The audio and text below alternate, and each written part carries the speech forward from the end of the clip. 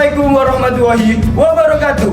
Halo guys. Kami dari kelompok 2, kami akan mempresentasikan materi PPH pasal 2, 4. Selamat menyaksikan ya teman-teman.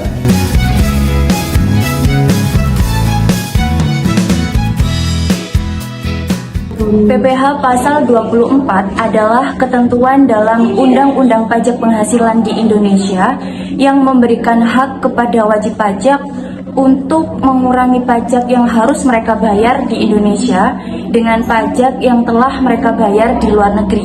Jadi maksudnya adalah apabila seorang wajib pajak di Indonesia itu baik individu maupun perusahaan memperoleh penghasilan dari luar negeri dan telah membayar pajak atas penghasilan tersebut di negara asal, maka pajak yang telah dibayarkan tersebut dapat dikreditkan atau dikurangkan dari pajak yang terutang di Indonesia. Melanjutkan dari penjelasan sebelumnya mengenai PPH pasal 24 atau pajak penghasilan pasal 24 merupakan regulasi yang dapat digunakan wajib pajak yang punya penghasilan dari luar negeri. Penghasilan tersebut telah dikenakan pajak oleh otoritas pajak di luar negeri, sehingga PPH yang telah dibayarkan wajib pajak itu dapat digunakan untuk mengurangi jumlah PPH yang harus dibayar di dalam negeri, sehingga jumlah pajak yang harus dibayar di Indonesia dapat dikurangi dengan jumlah pajak yang telah mereka bayar di luar negeri. Asalkan nilai kredit pajak di luar negeri tidak melebihi hutang pajak yang ingin dibayar di Indonesia. Pemanfaatan kredit pajak di luar negeri ini dimaksudkan agar wajib pajak tidak terkena pajak ganda. Selanjutnya yaitu sumber penghasilan kena pajak. Sumber penghasilan kena pajak yang pertama yaitu pendapatan dari saham dan surat berharga lainnya, serta keuntungan dari pengalihan saham dan surat berharga lainnya. Yang kedua yaitu penghasilan berupa bunga, royalti, dan sewa yang berkaitan dengan penggunaan harta benda bergerak. Yang ketiga yaitu penghasilan berupa sewa yang berkaitan dengan penggunaan harta benda tidak bergerak. Yang keempat yaitu penghasilan berupa imbalan yang berhubungan dengan jasa, pekerjaan, dan kegiatan. Yang kelima yaitu pendapatan dari bentuk usaha tetap atau BUT di luar negeri. Yang keenam yaitu penghasilan dari pengalihan sebagian atau seluruh hak penambangan atau tanda keikutsertaan dalam pembiayaan atau pemanfaatan di sebuah perusahaan pertambangan. Yang ketujuh yaitu keuntungan dari pengalihan aset tetap. Dan yang terakhir yaitu keuntungan dari pengalihan aset yang merupakan bagian dari suatu bentuk usaha tetap atau BUT. Belum ke mekanisme perhitungan PPH pasal 24, saya menjelaskan mengenai pedoman menentukan jumlah kredit pajak maksimal PPH pasal 24. Jadi untuk menentukan jumlah kredit itu ada pedomannya teman-teman. Jadi kita menentukan nilai yang terendah di antara 3 poin ini. Yang pertama PPH terutang atas penghasilan gabungan di dalam negeri. Jadi setelah kita gabungkan antara penghasilan dalam negeri dengan penghasilan luar negeri, terus kita hitung pajaknya. Nah di situ ketemulah dengan hasil PPH terutang. Yang kedua adalah perbandingan antara proporsi penghasilan luar negeri dengan PTKP. Caranya dengan menghitung perbandingan antara penghasilan luar negeri dibagi total penghasilan kena pajak. Terus kita kalikan dengan total PPH terutang. Yang ketiga adalah PPH yang dibayar di luar negeri. Jadi di antara 3 cara ini, mana jumlah yang terendah, maka itu kita ambil sebagai kredit pajak maksimal yang diperbolehkan. Jadi ini itu ada aturannya ya teman-teman. Tidak semata-mata menghitung kredit pajak dan kemudian kita setelah bayar pajak banyak di luar negeri, kemudian kita ada kelebihan atau kerugian, kita restitusi, minta kembalian. Itu tidak bisa ya teman-teman. Langsung saja kita membahas mekanisme perhitungan PPH pasal 24. Berikut sedikit ilustrasi perhitungan PPH pasal 24. Katakanlah PT ABC tahun 2022 memperoleh pendapatan itu di dalam negeri sebesar 25 miliar dan di luar negeri sebesar 10 miliar. Asumsi pajak di luar negeri sebesar 20%. Penyelesaiannya adalah langsung saja kita total dari penghasilan dalam negeri dan penghasilan luar negeri, dan totalnya miliar. Langsung saja ada 3 cara untuk menyelesaikan hal ini. Yang pertama, menghitung jumlah total PPh terutang di Indonesia.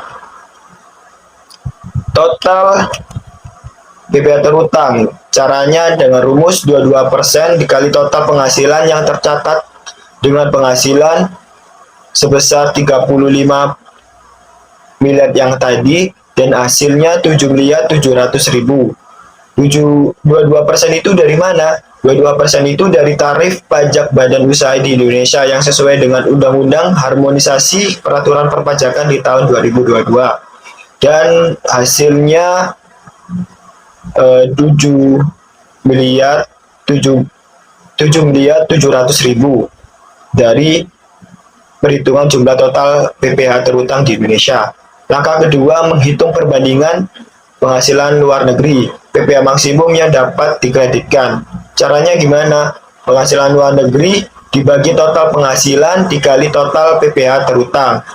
Penghasilan luar negerinya sebesar 10 miliar dibagi total penghasilannya sebesar 35 miliar dikali total PPh terutang sebesar 7.700.000 dan hasil totalnya 2.999.999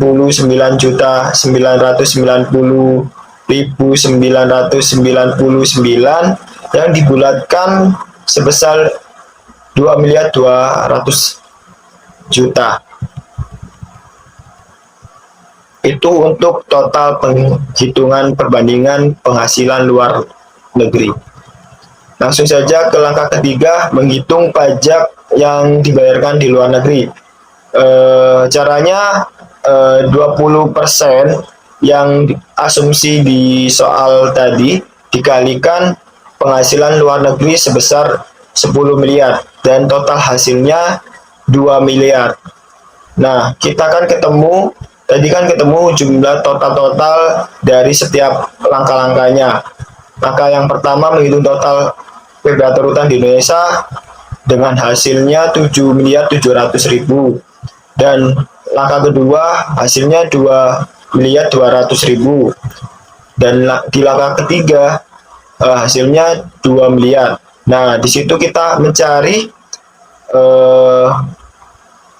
pilih yang paling terendah di antara langkah-langkah yang ketiga tadi itu. Dan yang terendah sebesar 2 miliar yang di langkah ketiga, yaitu menghitung pajak yang dibayarkan di luar negeri. Jadi PPh terutang yang sudah dibayar di luar negeri adalah sebesar 2 miliar.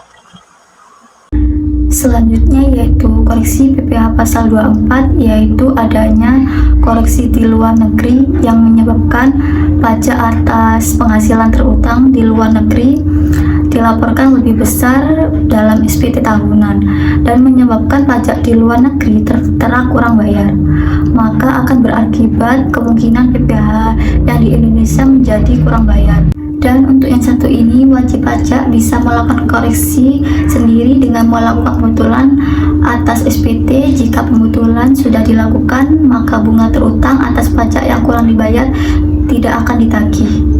Jika koreksi yang terjadi menyebabkan penghasilan terutang di luar negeri lebih kecil daripada yang dilaporkan dalam SPT, maka akan menyebabkan laporan pajak di luar negeri lebih dibayar.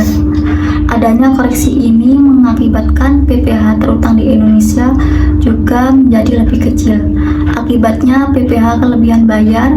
Kelebihan ini bisa dikembalikan setelah dilakukan perhitungan dengan utang pajak yang lain. Baik, selanjutnya adalah persyaratan administratif pengkreditan pajak luar negeri.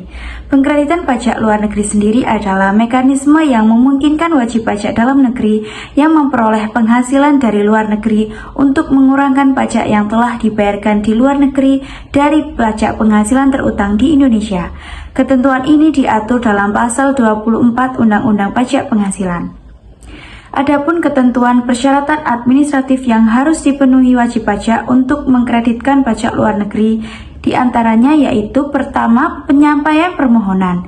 Pengajuan dilakukan di kantor pelayanan pajak atau KPP tempat wajib pajak terdaftar. Pengkreditan ini dilaporkan bersamaan dengan penyampaian SPT tahunan pajak penghasilan. Yang kedua yaitu dokumen yang harus dilampirkan. Pertama, laporan keuangan dari luar negeri. Dokumen ini mencakup informasi terkait penghasilan yang diperoleh dan pajak yang telah dibayarkan di luar negeri. Yang kedua, fotokopi SPT atau tax return yang dilaporkan di luar negeri.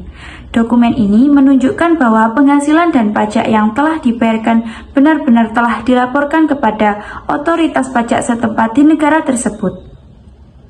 Yang ketiga yaitu dokumen pembayaran pajak di luar negeri.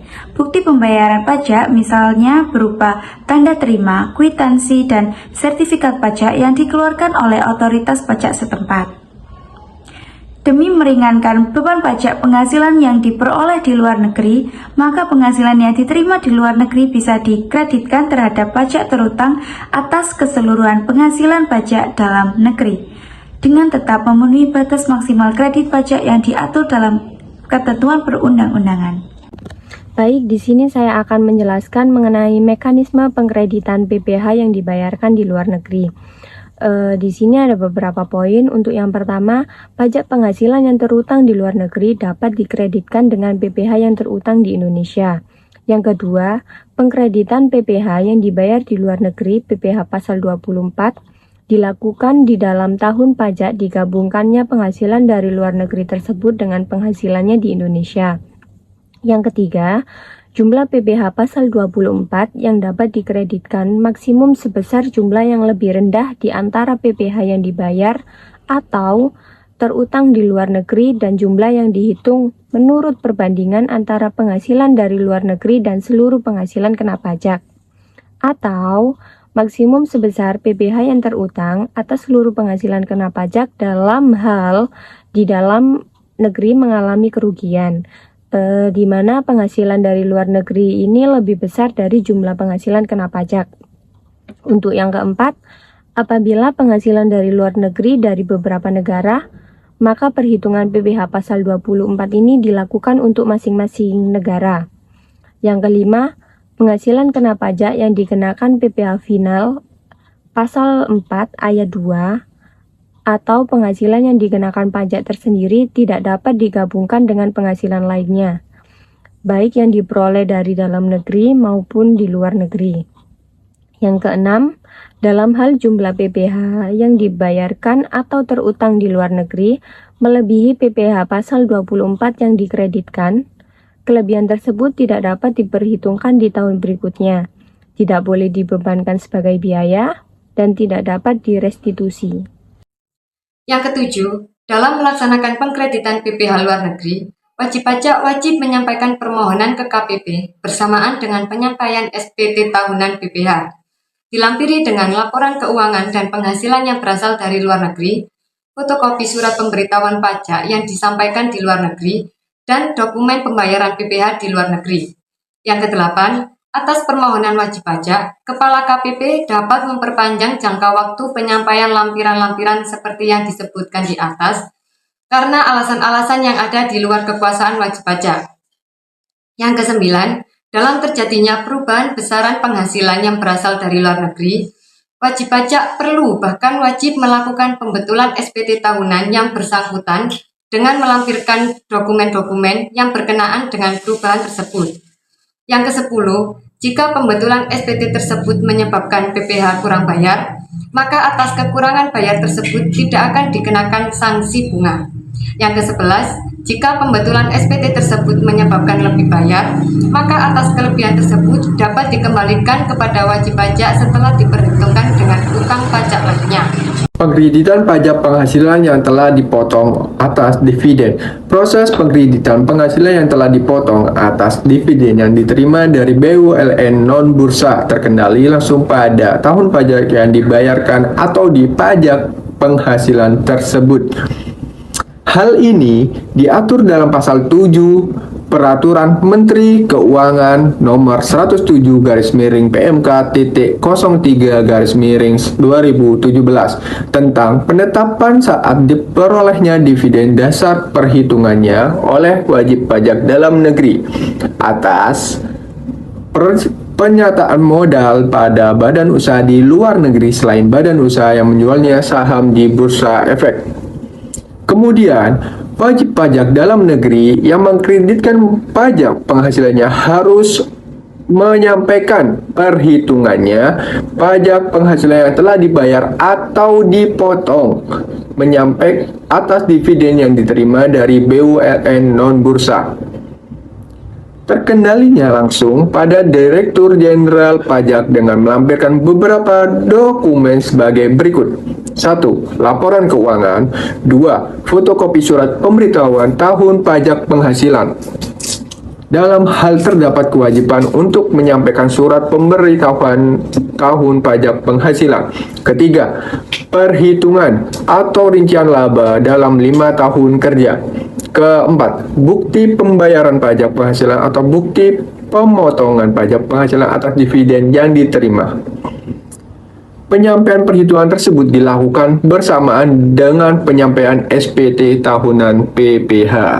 Terima kasih. Sekian dari kelompok kami. Allah muwafiq ila aqwamit thoriq. Wassalamualaikum warahmatullahi wabarakatuh. Bye bye.